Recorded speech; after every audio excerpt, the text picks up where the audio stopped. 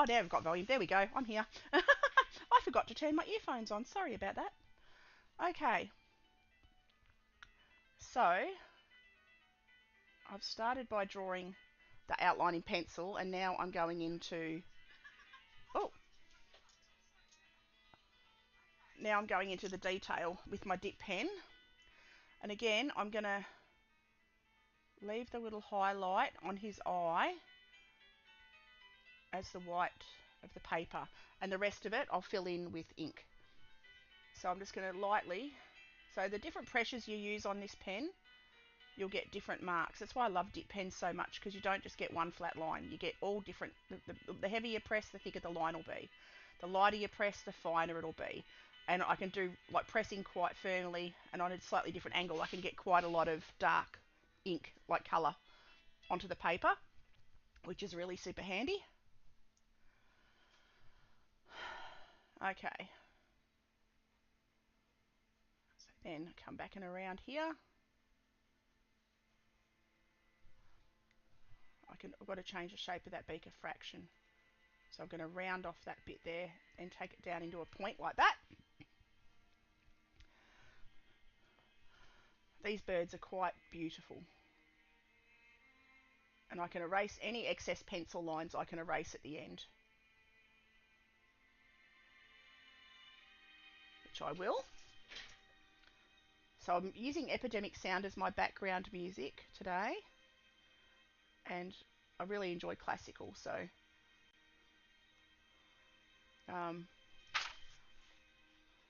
it's a $20, about $20 a month, and it's really good music. And I've just hit the button to turn it off by accident, because that would be how I roll. Press play, play, please, play, play, play. There we go. Press all the right buttons. There we go. Whoops, get my photos up. Whoops, I did it again. It's on my iPad, and I keep... There we go. Get my iPad, get my photo. There we go. Oh, I don't know why it's not letting me. It doesn't matter. Hang on. It's got to go back. Apologise for this, guys. Why is it... Whoops. There we go. Now press play. And get my photo back. Okay. So as you can see, I'm adding little roughed up feathers around the edge of his head. He's got brown markings. I'm just going to use the dark ink anywhere I see that he's got these darker markings, which I will go over with a watercolour wash.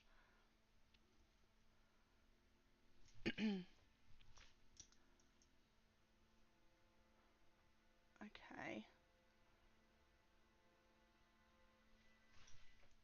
I don't know why my iPad's not letting me play the music at the same time. Oh well, I guess I'll go without music, because I need my photo. Doesn't matter. Okay, come down and around here, around the feather. Now, I'm going to make his back a bit wider than I've got it in the sketch, and I'm leaving, like as you can see, I'm using the tip of the brush, tip of the pen, and I'm making rough lines. Nice rough lines. Because I want him a little bit thicker than I've got him. And his wings come down a little bit further. I'll add the feathers in last, once I've got the drawing pretty much how I want it. Again, rough lines. I don't want flat straight lines. Oh look, I've got a big blob of ink there. I'm going to have to cover that in something. I'll have to make another branch, or I'll extend this branch up there to cover that ink splotch, because even if you make a mistake, there can always ink is incredibly unforgiving. Of all of the mediums, ink, if you make a mistake with ink, it's pretty much set in stone. It's there. So what I'm going to do is I'm going to extend that log, take it up to cover that ink blotch, and then, like, I can even add little leaves around to pretend that there's leaves and things, and that has covered up that mistake, or it will cover up that mistake when I add washes over the top of it. So you don't have to panic if you ever make a mistake. There's always, look, I'll add a vein into the wood for that, and I can always add different spots of that, like veins, what are they called? No, splits in the wood, different splits coming into the middle of the log like that to create texture. And now I have turned that mistake, that accidental splotch, into a part of the picture. So where there is a will, there is a way. You can always adjust, fix things, adapt. Don't be scared of making mistakes, because you also, when you make mistakes, you find ways to fix them. If you like your piece of art, you find a way. Where there's a will, there's a way. Okay, come down here. And I do have a tendency to put my hand in my artwork, so I quite often end up with smudges because I'm sort of quite clumsy like that. Alright, come down. And then the tail comes down there like that. So add line there. And he's got 2 or 3 feathers under each other. They fan out when they fly.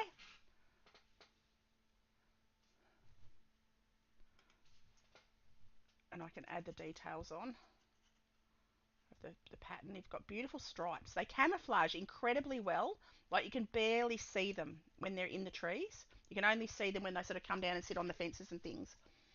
Then they're much more visible, but yeah, it's almost impossible to see them in a tree. They're like a koala. Koalas are very nearly impossible to see. Like, you can, yeah, I mainly see them when they come down onto the ground and are wandering around. Our koalas. We had a couple out the front. We're very lucky. We've got all the wildlife here. Now I'm going to start to add some of the detail onto his face and his face feathers. Just bear with me a second. Okay.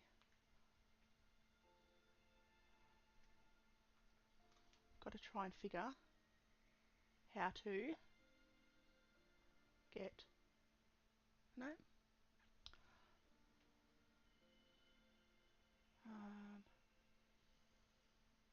trying to get another screen up on my thing so I can have my, oh, there we go, do that. Then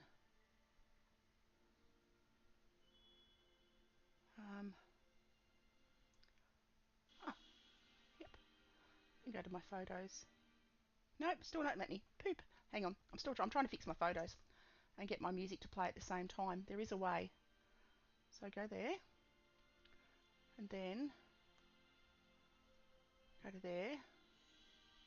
I'm trying to find how to get to my to my pictures, because I need my reference, but without losing the music. So I want the music. Interesting. Bear, bear, don't bark.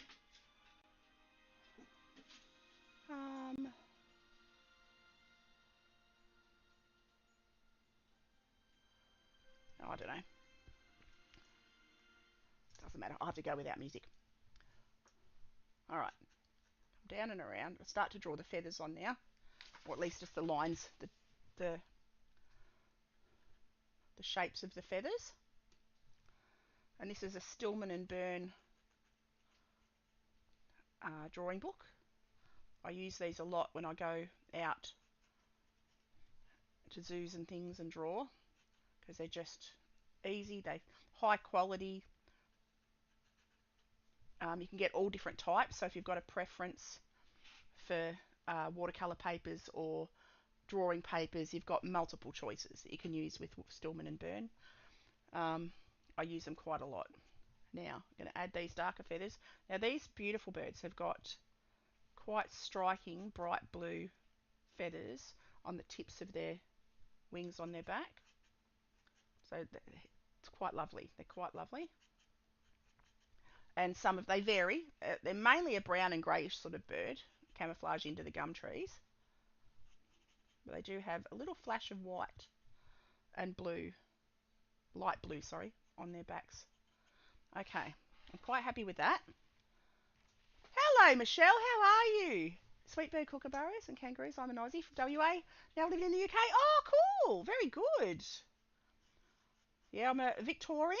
Love me kookaburras. Love me koalas. So how are you liking the UK? It is one place I would love to visit. One place I would love to visit. I follow a lot of UK streamers. and YouTubers, all different genres in all the things. Watch a bit of everything. Okay, so now I am going to. So I've got the rough from Kingfisher family. Yes, they are. They are from the Kingfisher family. Kingfishers are much smaller. These, well, kookaburras are huge. They're quite large. But there's little, my favourites are the little tiny blue kingfishers. The little bright blue ones. They're just gorgeous little things. Absolutely beautiful little birds. We don't have those ones here in Victoria though. We just have the big kookaburras. A few different varieties of them. Great, been there for 17 years. Wow, cool.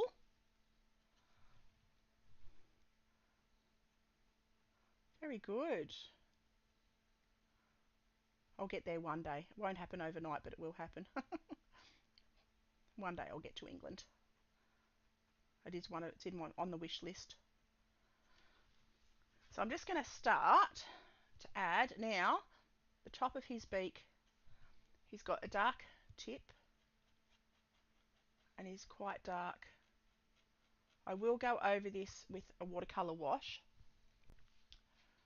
Um, when it's dry.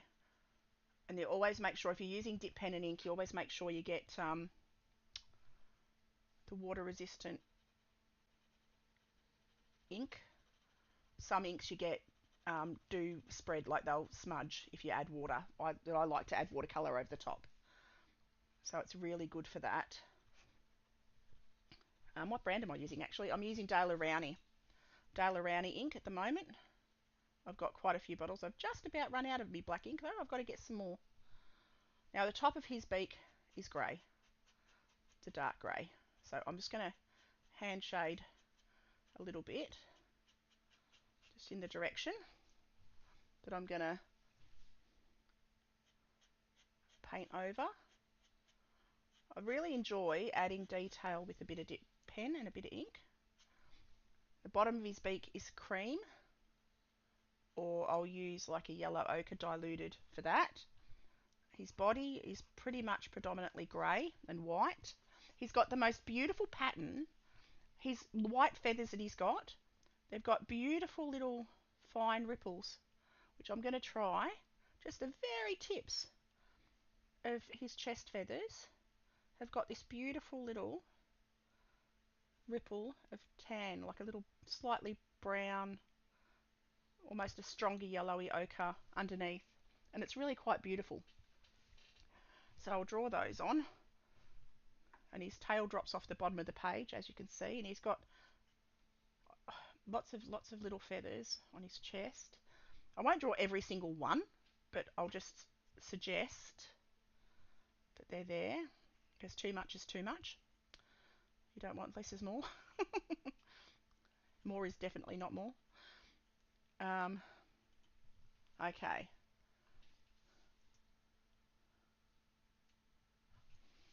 Come down and around here. So are you an artist as well, Michelle? I do a bit of everything on Twitch and YouTube.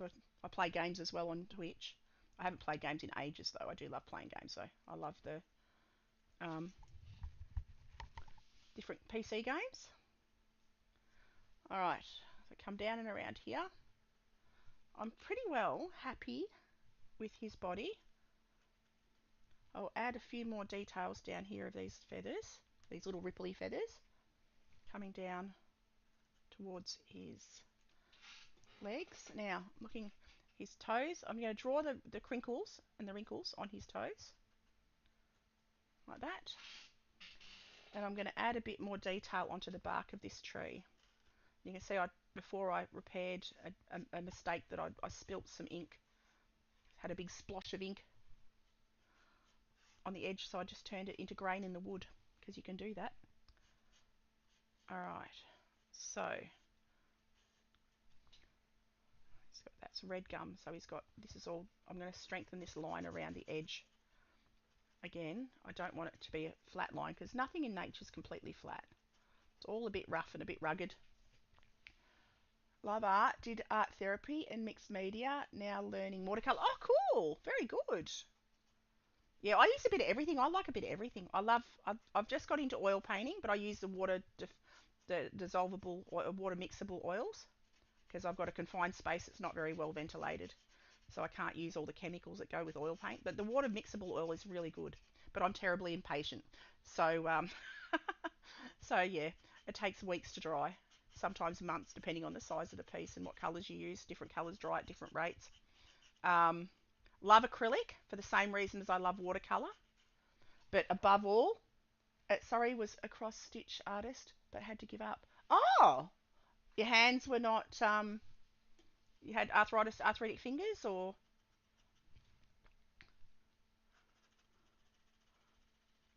I had a friend who used to do cross stitch. It's amazing. My mum used to do all kind of things like that, tapestries and cross stitch, and she's just got into those diamond paintings. She absolutely loves her diamond paintings. So I'm just going to add. Sorry, I misread that because I'm reading my screen's far, far away from me because for whatever reason my chat's not popping up on my screen over here. I don't know why. I'm not very good at technology. I have family that usually help me, but they've gone and got a life and gone away for a week. So exactly, yeah, it's hard. That's so hard when it's your passion. So hard. I'm lucky. My hands are at this point. I haven't got any kind of struggles with them. I hope it stays that way. But where there's a will, there, like you say, where there's a will, there's a way. You can always find another. I play piano as well, and I dread anything happening to my fingers. If I got it in my left hand, I would have to become ambidextrous and use my other hand. But there's a will, there's a way. Uh, okay, so I'm almost ready. I am almost ready. If you do ink, if you want to do ink and drawing and stuff, these pens, super light, super easy to hold. They're Tachikawa dip pens. Um, I ordered this one from Japan. Beautiful pen, super light, super easy to hold. You know how some pens can get quite heavy.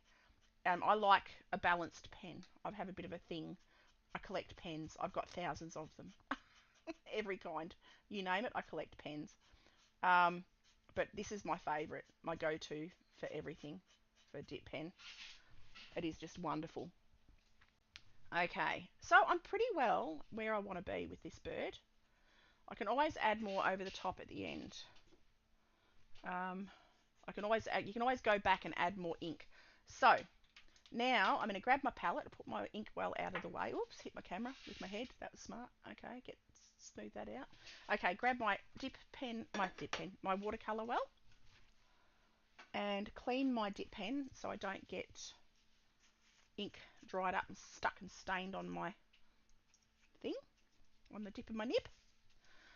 Put that back in. Oh, put that back in. I cleaned it so well I took the nib out of the pen. Put that back. Put that back in there like that. Whoops. Whoops a days. Oh no, no, there we go.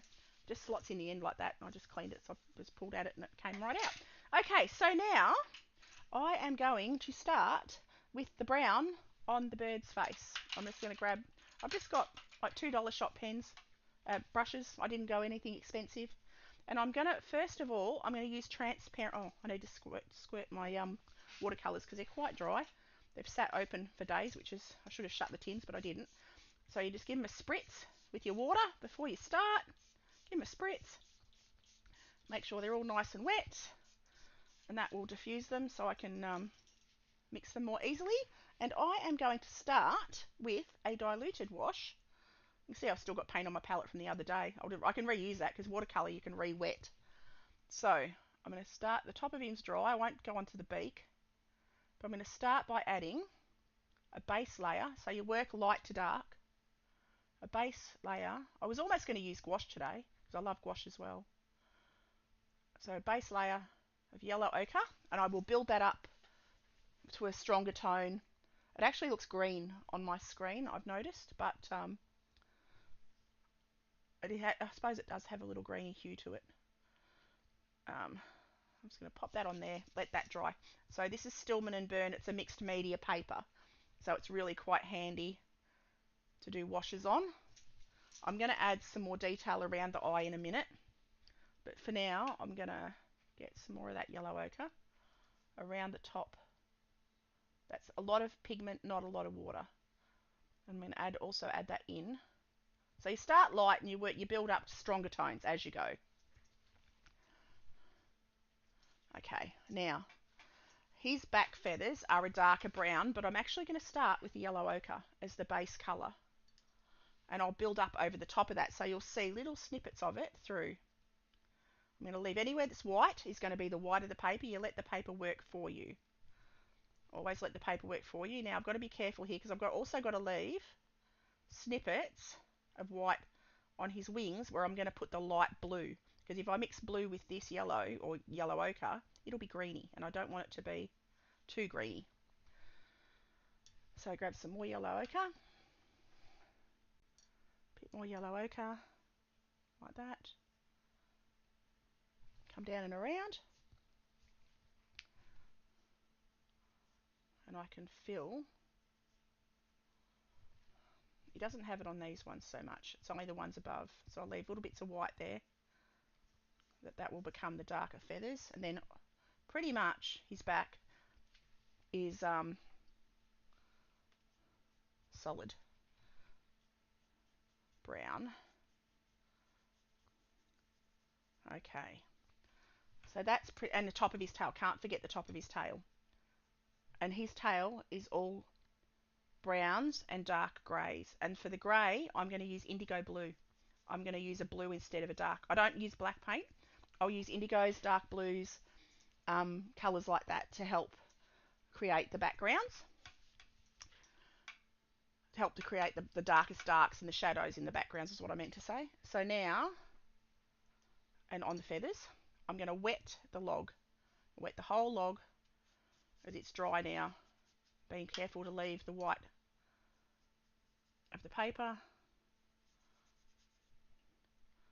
And this is a mixed media paper, so it will buckle a little bit. You can see it's starting to bow and buckle a little bit because I've left it in the book. I haven't taken it off and taped it down.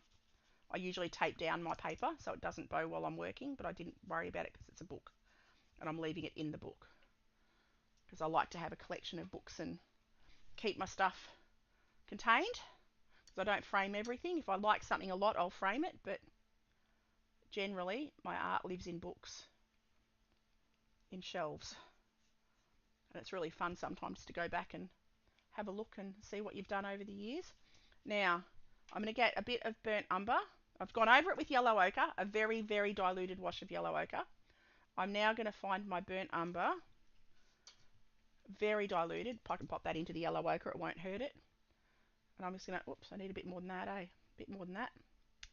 Bit more burnt umber. And anywhere that is quite dark, I'm just going to let it flow in. See that underneath of the log, the bark is quite dark. So I can go down here and just take that down there. And a dark blue and a brown will make a nice natural grey. So that's, I do mix up I tend to make my own blacks. I do have a black paint on my palette that I very, very, very rarely use. So now I'm going to add, this log is quite a greyish brown log. So add a bit of texture around there. You hear my dogs barking, I apologise. They've probably seen a kangaroo out the back. Okay. So I'm quite happy with that. Okay, I'll make a grey. So I'll use indigo and burnt umber. Whoops, you see how dark that is already. Indigo and burnt umber. A bit burnt umber. It needs to be a bit. And you see that makes a very dark browny grey. It's almost black. Like, it is almost a black. It's as close to a black, a natural black as you'll get. And it's fun to try and mix your own colours. It is a lot of fun to try and mix your own colours. And I do fiddle with it a bit. especially with acrylics, because I haven't got that big. I've got a lot of colours in watercolour now. Over the years, I've gathered tons of colours because I love watercolours like I love pens. tend to gather them by the hundred. So I've got a lot of colours. So, but I tend to like to mix my own. It is fun to mix your own. So now I'm gonna just add this as under his tail where the shadow will be. Again, leaving the white of the paper as the white. I have no idea what my dogs are barking at. I apologise. I'm looking out the window. I can't see. Okay. There we go. So I'm happy with that. I mean, I'll leave the log. I'm not going to do a whole lot more to the log because the log is not the focus. The bird is the focus. I might add a little bit more yellow ochre to the top of it though, actually, now that I've said that. A little bit more. Oh, that's not yellow ochre. Where's my yellow ochre gone? There it is. It's got a bit of blue in it. There we go. Doesn't matter. Okay. A little bit of that, bit more of that yellow ochre to the top. Just to the top. Adding a few more grainy bits. It's a bit greeny, doesn't matter. Alright. And a bit of red. I'm going to use Indian red. A bit of Indian red onto the wood as well, because Australian red gum is red. It's a reddy brown. We have blue gums which have blue leaves, blue grey leaves. They're really quite beautiful. Yeah, and our red gums are really quite red. So I'm using, actually it's Caput Mortem I'm using, not Indian red. It's very similar. I love Caput Mortem as a colour. It's a natural sort of reddy brown. And I'm going to add that just to the edge as well. So this is just a sketch. This is a fun, quick sketch. And it's nice to do. It takes the pressure off. Doesn't have to, not everything doesn't have to be a finished work of art. It can just be a fun sketch just to practice your techniques and things. Not everything has to be a serious work of art. Okay, I'm going to leave that log alone now. Leave that alone, clean my brush. And I'm now going to go over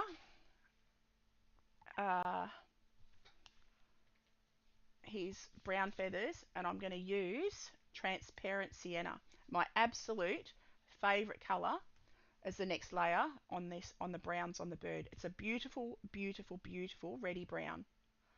So I'm going to add that in. Again, I'll leave little bits of the light colour underneath showing through, because you can see the edges of his feathers are lighter than the bottoms of the feathers. So I'll just leave little snippets, little snips of the yellow ochre showing. I've got to be careful here. I've got to leave the lightest lights where I'm going to stick the blue, because he's got a beautiful teal blue on the bottom of his feathers on his wings. I keep putting my wrist into my water. So I should have started at the top and worked my way down, but I work all over the place because I'm putting my hand in the paint down the bottom. But that's all right. Doesn't matter. It's a log. Give it texture. It'll give it texture. It'll be fine. So now I come down, leaving the lights. So again, transparent sienna, and I'll add one more layer. The thing about watercolour to remember, it's work light to dark, and your darkest will be the last colour you put on the paper. Okay, now this beautiful reddy gold, reddy brown, I'm going to add onto his tail. It's transparent sienna, my absolute, absolute, absolute favourite colour of ever. It's a schminky colour. I've got my favourite paints to use, Schminky and Sennelier. So they're my go-tos, Schminky and Sennelier, which is, I've got the biggest collections of both of those that I've gathered over 20 years. Absolutely love them. Okay, there we go. So now, being 1 a.m. Oh gosh, okay. But this is looking fantastic, and I will check out the finished product in the morning. Oh, thank you, Michelle. You have a lovely sleep. Thank you for hanging out. It was lovely to see you. Very lovely to see you here, doll. Sleep well. I keep forgetting that time zones. Because what is it here? I don't even know what time it is here. It's 11 o'clock in the morning here on Wednesday morning. So now I'm just going to add stronger. So it's the same, exactly the same pigment. Same pigment, less water. And it'll get darker. Every time you do that, it gets a little bit darker. The more water you add, the more pale the colour will be. And I've got to add it up around his eye as well. So add a little bit around his eye. And add a few streaks. It's not solid around his eye. It's just streaks of colour in the directions of the feathers, like that.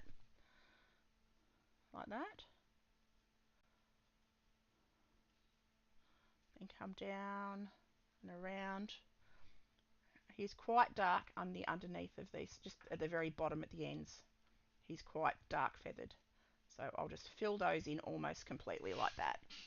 Like that. Now, tricky bit. Shadows on white. I use blue. I use indigo and I dilute it quite a lot. So I've already got indigo. It's not indigo, that's purple. I've gone into the wrong colour. So indigo, where's my indigo? There's my indigo. So get my indigo on my palette. It's a beautiful, beautiful, beautiful dark blue. And I'm going to dilute that a lot. Like very, very watery. And I'm going to use that in any of the shadows. Any of the darker areas on the white will be indigo, but very diluted. And that will dry back really, really pale. And I can use that for the ripples in the feathers that I've drawn on with ink down the bottom. But I'm going to add them just with the tip of my brush to add that texture onto the feathers, just to suggest feathers with indigo. And I can drag that down there like that. Doesn't matter that I've got a bit of the yellow ochre mixed in with it. Does not matter at all. Alright, he's quite shadowed under his beak. So I'll fill that in like that. Get some shadow around. Again, I'll keep dipping back in, but I'll dip it and dilute it as I go. Under his wing is shadow, because there's a shadow created by the wing. So I'll pop that down there. Again, it's just indigo. Get a bit more water on my brush. And I'm going to go over these little lines that I've drawn. I'm going to paint them out with the indigo. And I can also take them, just using the very tip of my brush, and it's a cheap brush, just a $2 shop brush. You can buy a pack of 5 for like $5. And they're really quite good. Like, I'm surprised at how handy they are. It's called Keep Smiling, which I like, made me smile, which is the effect, I suppose, the desired effect. The brush is called a Keep Smiling brush. But it's fine. For what I'm doing, it's fine. It doesn't seem to be losing its bristles or any of that, so which is half the battle half the time. So now I am going to add the grey to the beak, and I can actually go back up into my grey that I've mixed up here, which is burnt umber and indigo, and I'm going to use a diluted wash of it onto the top of his beak. The bottom of his beak is tan coloured. The top of his beak is quite a dark grey. So pop that on there. Now I'm going to go into the thicker, less water. Actually, I'll have to mix some more up. So indigo, indigo, and burnt umber. Just up the top there, I'll mix it. So I just need it to have a little bit less water in it because I need it to be a bit darker. So that's indigo blue, and burnt umber makes this natural grey. It's lovely natural grey. And that comes right around the bottom of his beak. I'm just having a look. He's got a bit of a... Can't see his nostrils up here on the top of his nose there. On top of his beak, not his nose. His nostril, I meant, is on the top of his beak. I'm saying all the words today. All the wrong words. There we go. Add a bit more detail onto his eye. Having a quick look. Now, brown. I'm going to go almost pure burnt umber. I'm going to add that onto that side palette there. Go my burnt umber. Like that. I'm going to add a touch of indigo, just a little bit of indigo. Because I still want it to be brown, but not... Oh, that's almost too grey.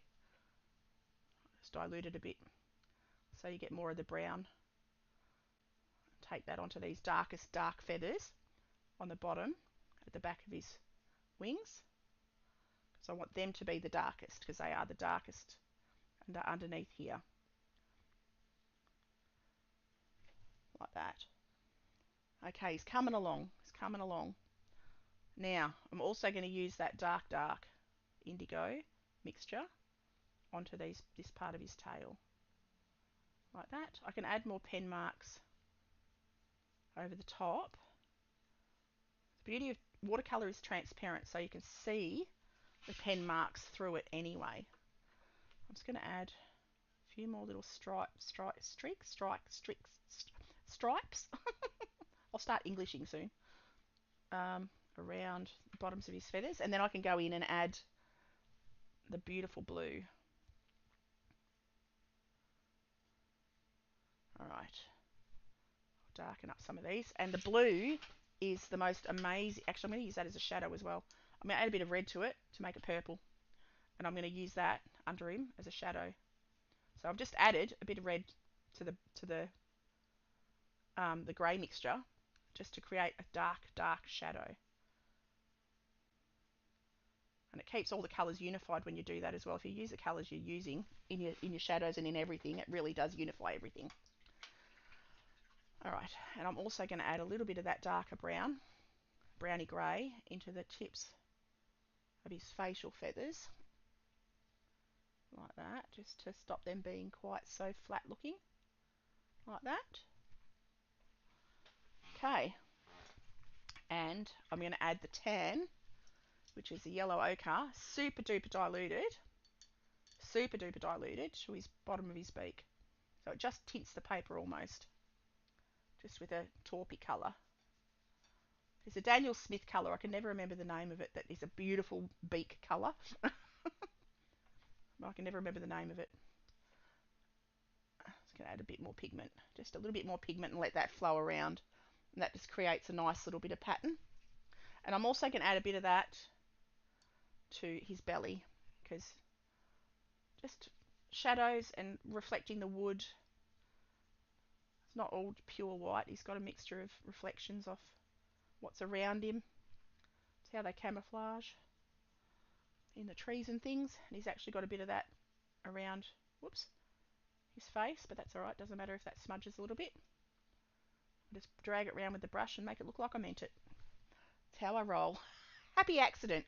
Happy accident. There we go. Take that down onto his beak as well. And that's pretty well there. Pretty happy with that. As a sketch goes. As far as a sketch goes. Got to add it onto his, add that yellow ochre onto his talon. Or his claw.